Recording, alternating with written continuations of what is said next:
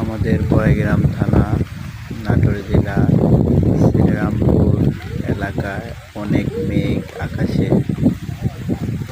প্রচণ্ড মেঘ।